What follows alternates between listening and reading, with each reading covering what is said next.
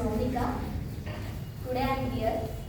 నేను మీ అందరితో చెప్పాలనుకుంటుంది ఏంటంటే క్యాన్సర్ని ఎలా నిరోధించాలి.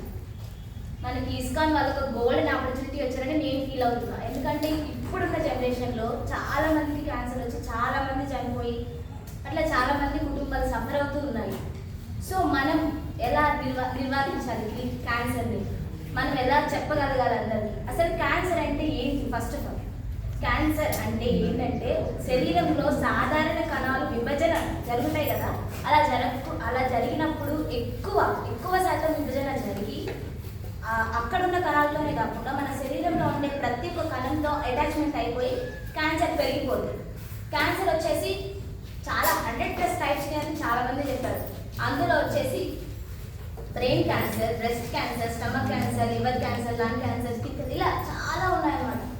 అంటే మనకి ఏది ఎలా వస్తుందని మనం చూసుకొని మనం జాగ్రత్తగా ఉండాలని అనుకుంటున్నాం.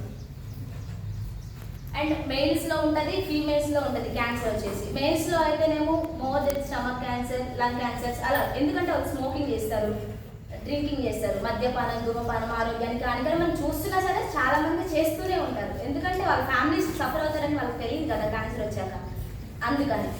నెక్స్ట్ ఫీమేల్స్లో కూడా సెవెరల్ పార్ట్స్ అంటే ప్రైవేట్ పార్ట్స్లలో ఎక్కువ క్యాన్సర్ వస్తుంది. అండ్ బ్రెస్ట్ క్యాన్సర్స్ అంటే వాళ్ళ తప్పిదం లేకపోయినా కానీ వాళ్ళకి క్యాన్సర్ వస్తుంది.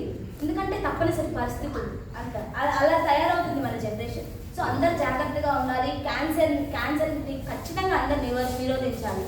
అండ్ అంటే చాలా ట్రీట్మెంట్స్ ఉన్నాయి, కీమోథెరపీ, రేడియోథెరపీ, అట్లా శాస్త్రవేత్త చికిత్స, అలా చాలా ఉన్నాయి. కానీ ఎన్ని ఉన్నా సరే మనం ఫస్ట్ ఆఫ్ ఆల్ అది రాకుండా ఉండాలంటే మనం ఏదో ఒకటి ఖచ్చితంగా తీసుకోవాలి. ఆ స్టాండ్ మీద నిలబడి మనం ఈ క్యాన్సర్ రావద్దు అని మనం ప్రయత్నించాలి. అలా రాకుండా ఉండాలంటే మన బాడీలో మనం ఎక్సర్సైజ్ చేయాలి, ఫుడ్ కరెక్ట్గా తీసుకోవాలి, ఫైబర్ ఫుడ్ ఎక్కువ తీసుకోవాలి ఖచ్చితంగా చెప్తున్నాం.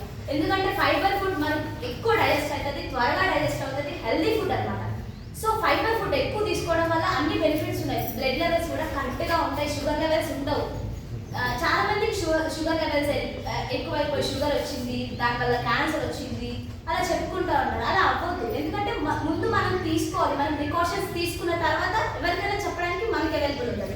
సో అందరు కూడా కేర్ తీసుకొని అందరూ కూడా జాగ్రత్తగా ఉండి క్యాన్సర్ రాకుండా చూసుకోవాలి. అండ్ జంక్ ఫుడ్స్ తీసుకోవద్దు, కూల్ డ్రింక్స్ తీసుకోవద్దు.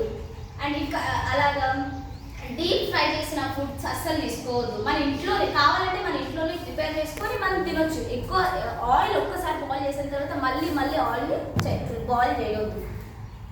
ఎందుకంటే అందులో ఉన్న బ్యాక్టీరియా పెరిగిపోవచ్చు, అలా మనకి క్యాన్సర్ రావచ్చు. అండ్ ఫైబర్ ఫుడ్ ఎక్కువ తీసుకోవాలి, లీఫీ వెజిటేబుల్స్ ఎక్కువ తీసుకోవాలి. మనమే కాకుండా మన పక్కన వాళ్ళకి, మన పేరెంట్స్కి, అందరికీ ఈ విషయం తెలిసేలాగా మనం చెప్పాలి. నేను చేయగలుగుతా, మీరు చేయాలి, మన ఇండియా కూడా చేయాలని మనస్ఫూర్తిగా కోరుకుంటూ థ్యాంక్ యూ. తీసుకోవాలి.